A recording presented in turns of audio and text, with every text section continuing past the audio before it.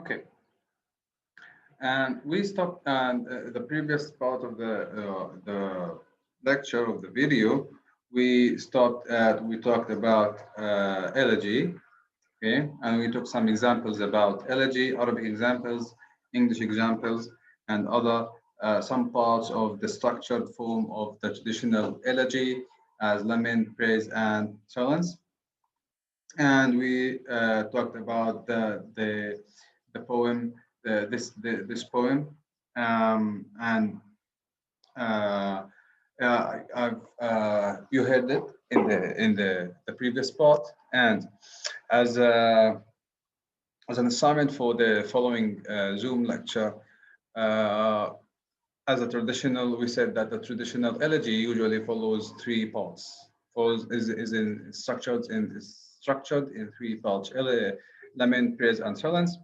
And this is only the very first part of the law of a long poetry, a poem, sorry, that laments the death of Abraham Lincoln.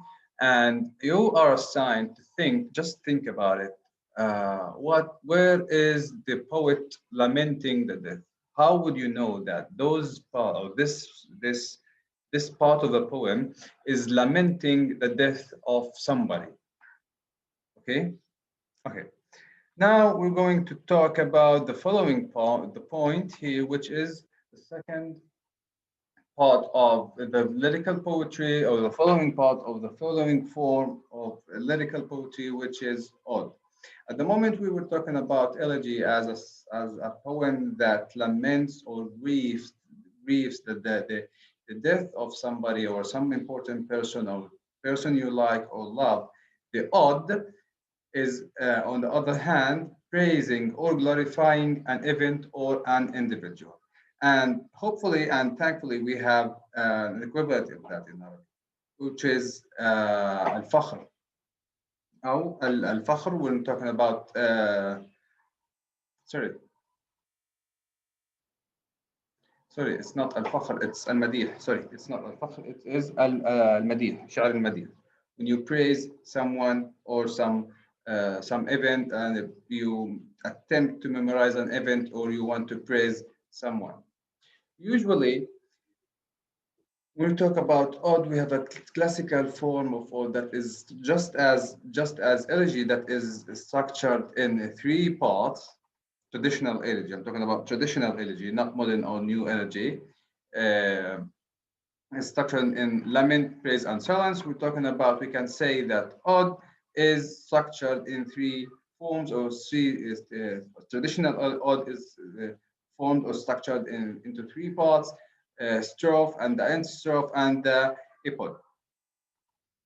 And when we talk about the strophe is basically a Greek word with where two or more lines are repeated and united. And this might be tricky because it is so difficult in poetry. It's not that so usual to find specific the same line is repeated once or twice, okay, in a poem.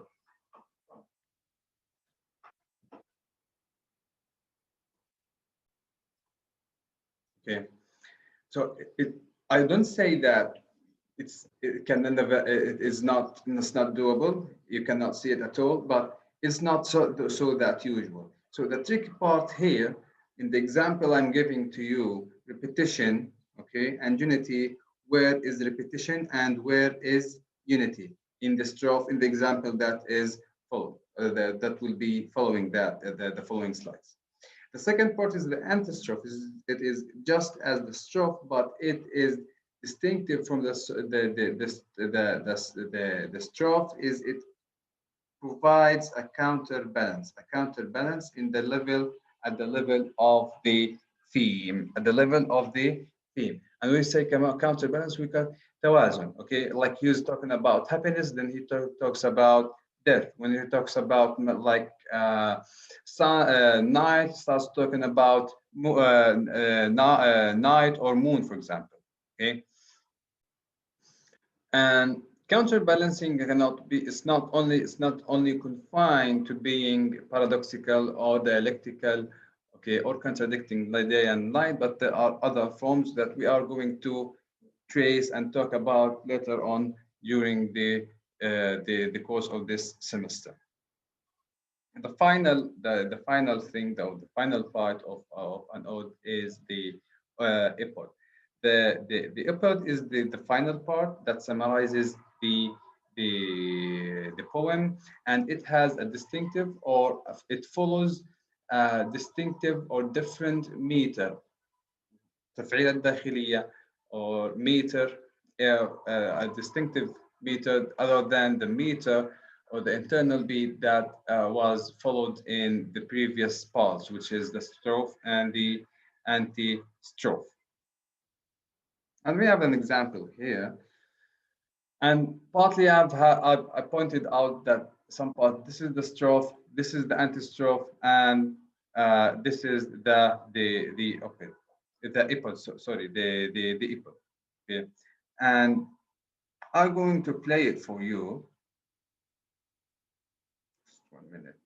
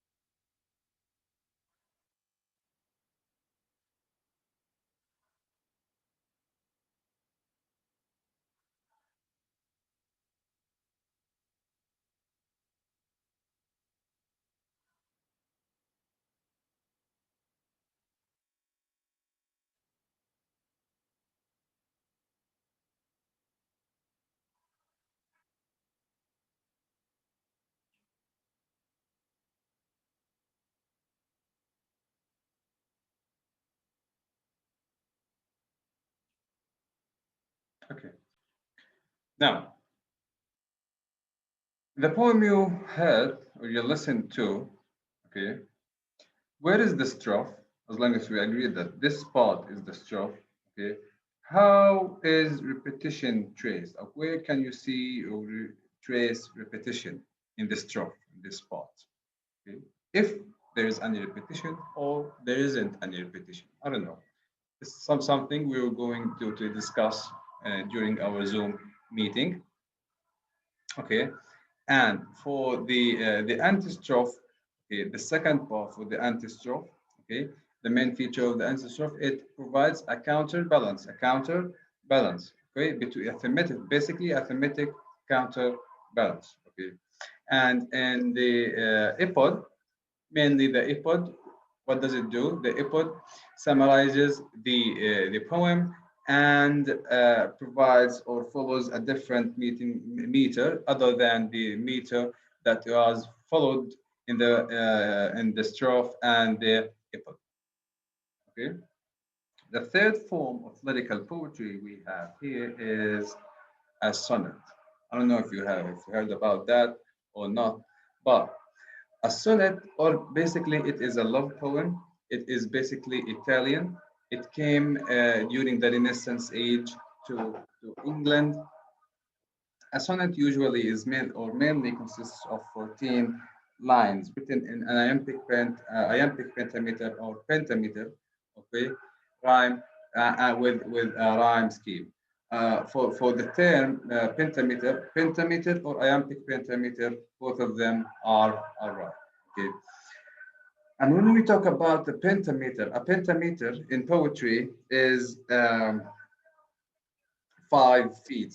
Every 5 feet it forms a pentameter. And if you want to ask about the feet is every 2 or 3 syllables, not words, syllables. Okay, this is something that you are supposed taken during the course of phonetics or phonetics and phonology course, this part, every three syllables long, form a feet. Okay, form a feet. This is all some structural phonetic parts of the sonnet, but they are so important. Okay, the pentameter or the iambic pentameter of the sonnet is basically concerned or focuses on the internal words, each word which word follows the other, and the rhyme scheme or the rhyme is mainly it works or follows or operates to serve the endings of the words, how words end, and in a sonnet, the rhyme scheme follows a specific order, as we're going to see in the following slide. Okay. Let's have a look at the first table, patriarchal sonnet. Now, the patriarchal sonnet is originally the Italian form or the original form of the sonnet. Okay. After that, when it came to England, some changes were done on the sonnet. Basically, when we talk about the patriarchal sonnet, the patriarchal sonnet, or basically this is the sonnet, we said that the sonnet consists of 14 lines. Basically, a sonnet, the 14 lines are divided into two parts. From 1 to 8, we call it the octave. We call it the octave. And from 9 to 14, we call it the session. Okay.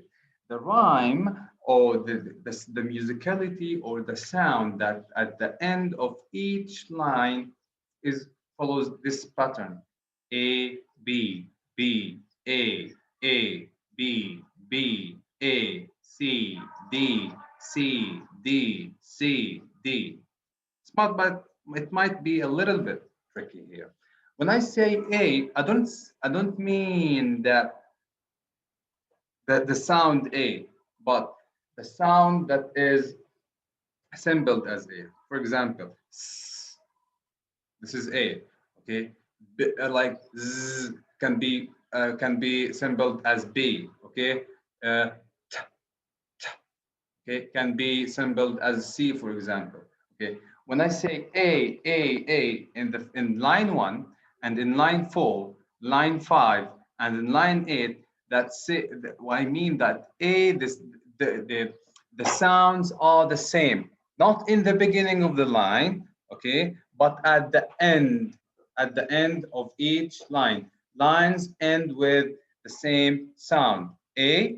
Line A, line 1, line 4, line 5, and line 8 are identical or similar in the way they end the sounds. Okay, this is for the Italian sonnet or the original form of Italian sonnet or Petrarchal sonnet. Okay.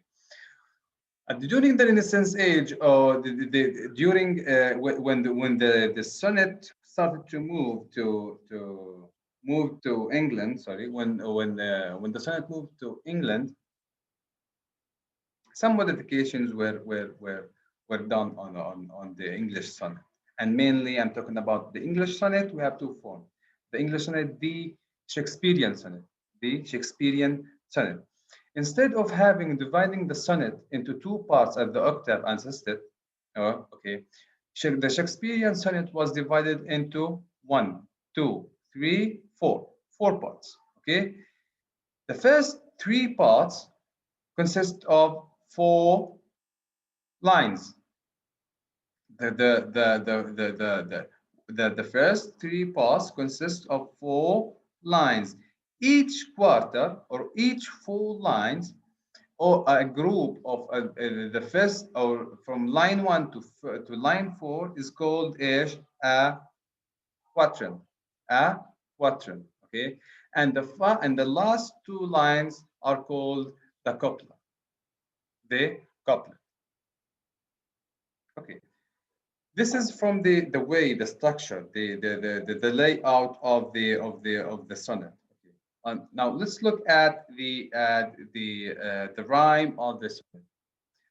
The rhyme that the Shakespearean sonnet ends like A B A B. This is the first quatrain. Okay. The second quatrain C D C D. Okay. The third quatrain E F E F, and the couplet G G. The Shakespearean sonnet, the rhyme of the Shakespearean sonnet is so structured. The rhyme of the Shakespearean sonnet is so structured. We have in each quatrain we have two main sounds or ending sounds, A and B, 1 and 2 in the first quatrain.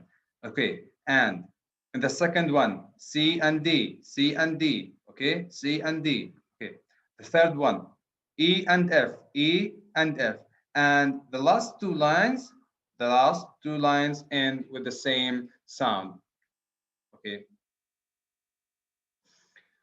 Something important about the Italian sonnet I didn't talk about is that the system usually it follows usually sorry, it's not so usual to follow so structured form of rhyme, especially from the 9th to the 14th line. The most common if a poet wants to follow if a poet wants to follow a structure or a pattern, okay, he can use while writing the Italian sonnet or the Petrarchan sonnet, they usually follow C D C D C D C D, but you will have a lot of Petrarchan sonnets that do not follow the same structure.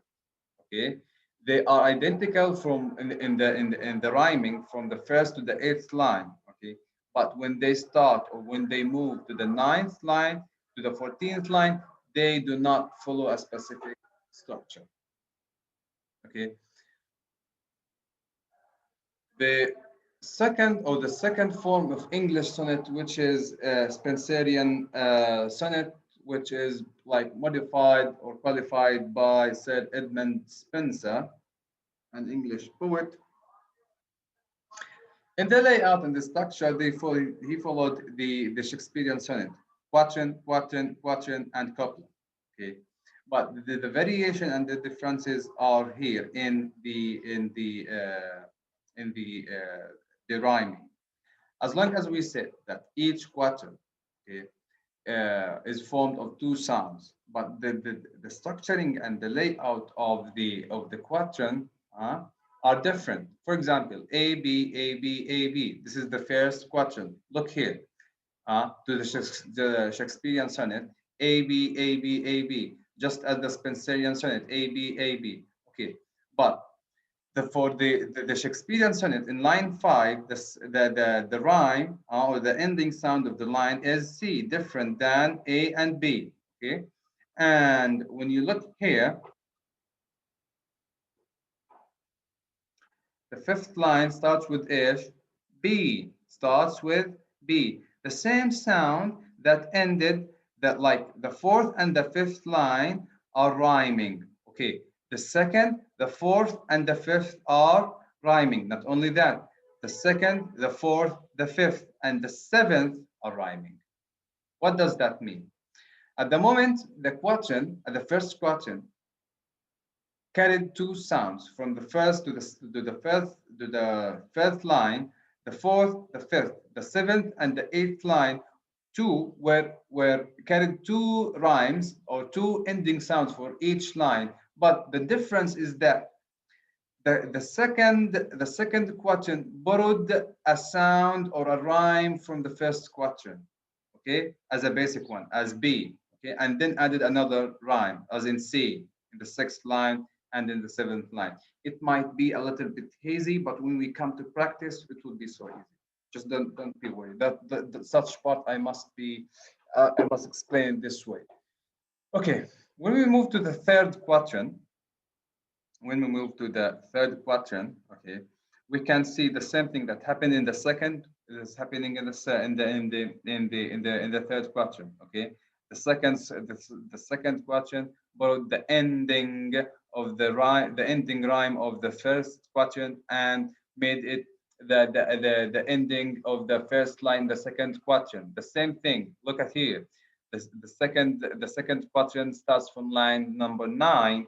Okay, and the C sound, oh sorry, the C rhyme or the third rhyme that ended that was used to end the eighth line is used to end the ninth line. So the quatrain in the third part of the third quatrain, C D C D, and the copula are identical. So in the Spenserian sonnet, we have how many sounds? How many rhymes? Ending sounds or ending rhymes? 1, 2, 3, 4, 5, and 6. We have 6 sounds. Okay, A, B. Sorry. A, B.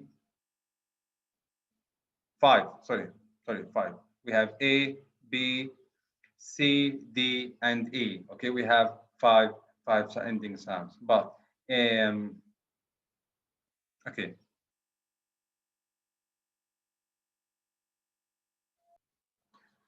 Okay.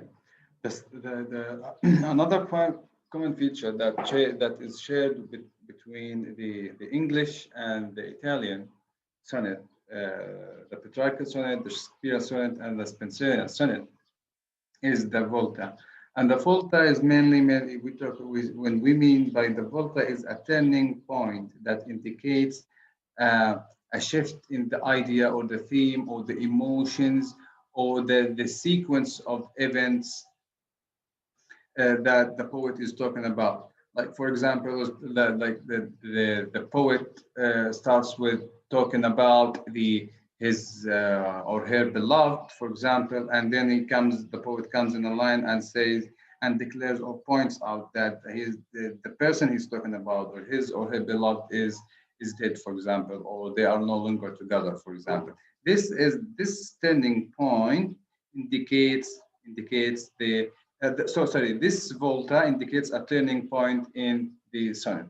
Usually in the Italian sonnet, the volta is fixed and structured and meant to be in the 8th line. The English sonnet, usually it comes in the 18th, in the 8th line, or it can be in the 12th line. And in the Spenserian sonnet, it is fixed to be or meant to be, or usually it is placed at the 12th line. So we have three different types of sonnets here. And this slide and the following slide are examples of sonnets. Okay, I want for the Zoom meeting, this is the third task for the Zoom meeting. I want you to think about those sonnets. Have a look at them, and try to figure out the rhyme of the rhyme of the sonnet, each one of them, and the volta. Where is the volta in each of the sonnets, so that you can train yourself. We can discuss that, and we're going to practice, take them into practice during the Zoom meeting. But in order, because our Zoom meeting does not exceed 40 minutes, please come prepared for this. Okay. Okay. Just let me play an audio for you for the first sonnet.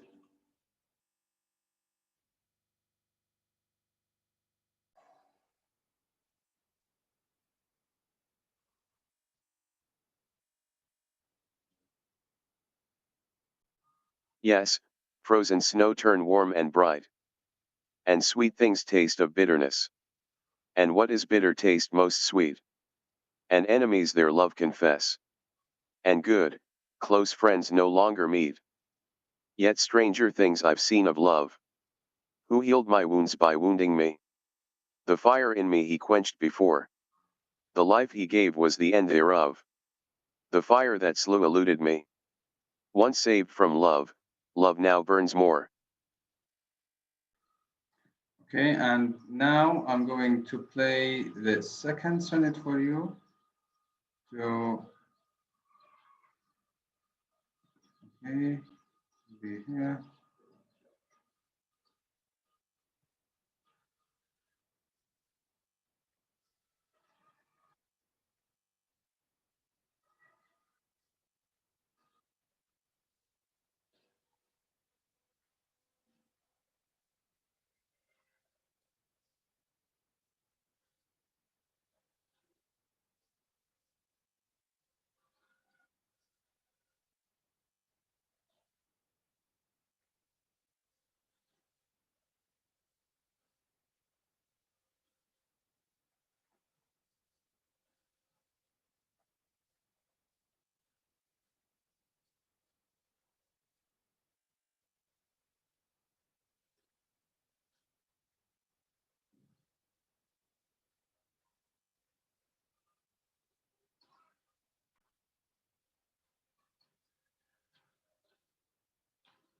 Okay, now you've listened to the two sonnets.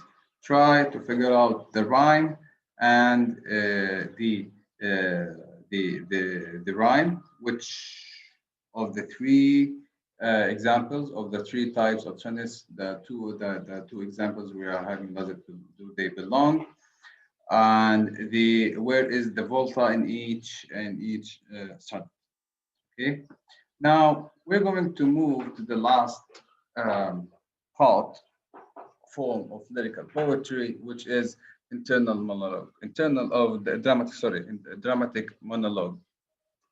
And usually in a dramatic monologue, the poet writes a poem that he is like كيف احكي لكم اياها يعني زي اللي بيحكي مع حاله تمام زي حاله الواحد بيكون في ضائقه بيدعو ربنا تمام دعائك ما بينك وبين ربك يعني فيش حدا سامعه الان now the dramatic monologue here is the same thing okay the poet talks to someone, but he's not expecting anybody to respond. No, he's not expecting anybody to answer. Just talking about his agonies, his griefs, talking about a lot of things, okay? As if he's talking to imagining, creating in his imagination someone, and starts to talk to him. And this has some common thing with Arabic literature, mainly with old Arabic and classical Arabic literature, where usually most important thing for Arab poets or classical Arab poets, they were usually poems were written or started with talking or addressing the beloved or addressing the friends. or يبدأ بمخاطبة المحبوبة أو مخاطبة صديقه أو صاحبه. تمام. Now, such a dialogue, such a monologue, as long as it is meant to be internal, okay, and a person is in a way or another talking to himself, okay, or talking to someone who will not say anything about you, and talking to someone who will not respond for you or will not answer or will not provide any answers for you. Such a type of dialogue reveals or uncovers and unearths some characteristics and features of the personality, okay, of the person who is speaking. And the person who is speaking is not the author. It must be clear here that the person who is speaking is not the author. It might be the author, but it is not the author. Okay, like in a dramatic monologue, in a dramatic monologue poem, okay, it's not necessarily the writer who is uncovering some features and characteristics about himself, like being sad, being selfish, being stingy. It's not doesn't mean that he himself is stingy, he himself is sad, he himself is narcissistic, for example. It doesn't necessarily mean that, but it might be casting light or casting or reflecting or a reflection for a social thing or another person. Okay, but what is important in this person who is meant to be uncovered, okay, or this person who is who's we were talking about, he's the person who is making the internal dramatic or the dramatic monologue. It's not importantly the author. The author is writing, is composing, as if the author is composing or writing something about somebody else. It is not necessarily, it must be clear here that it is not necessarily the author himself. Okay.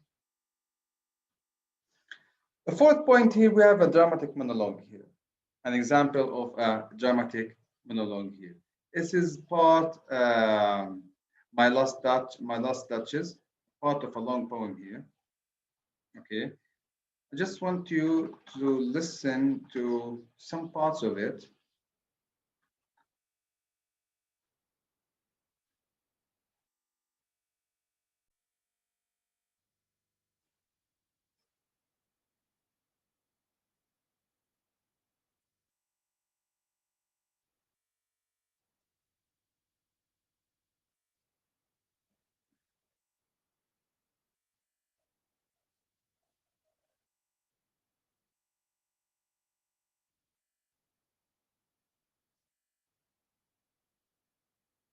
adjusts me, here you miss.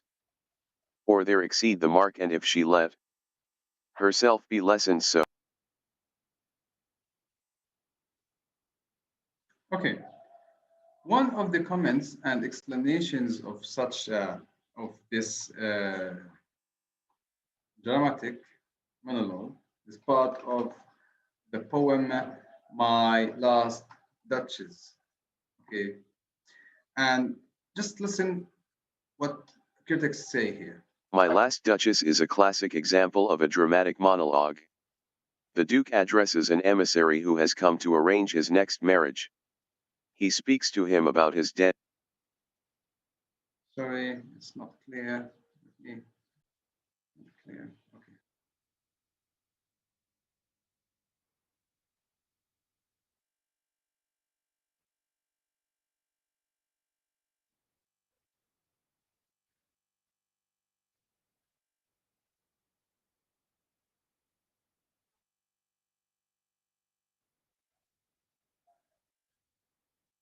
He shows himself to have been jealous, narcissistic.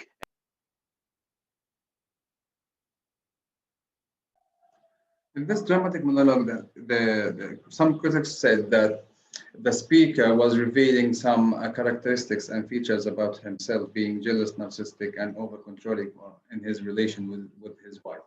Okay, any of those parts here, narcissistic. We have here narcissistic. Okay, we have controlling. Okay, and we have jealous. Okay, any of these three, okay, just trace, read it again, think about it again. What are the parts? I don't say that this is the complete poem, but it is part of it, and it contains some of those features about the speaker in this poem. The fourth assignment, or the fourth thing we're going to discuss in the Zoom meeting, is where are those features? Jealous, narcissistic, controlling, are they present in this part or not? I don't know if you can see, if you cannot see any of those features and characteristics, just tell me I cannot see and justify your answer. If you can see, you can say yes.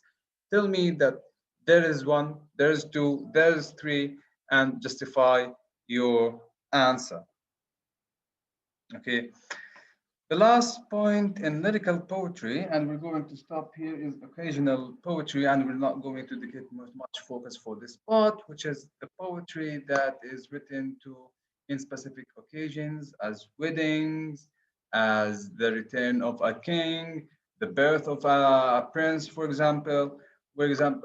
Such poems that are written in a specific occasion that are usually occasional poetry. And in a way or another, when we talk about elegy, for example, it is part of the occasional poetry, but we have different classifications and different categorizations for the poetry in general. Okay, to this end, I'm going to stop here.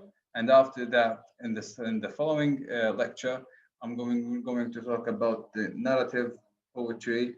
Okay, and we'll try to condense the following parts, the narrative and descriptive parts, in order to go into practice and start practicing.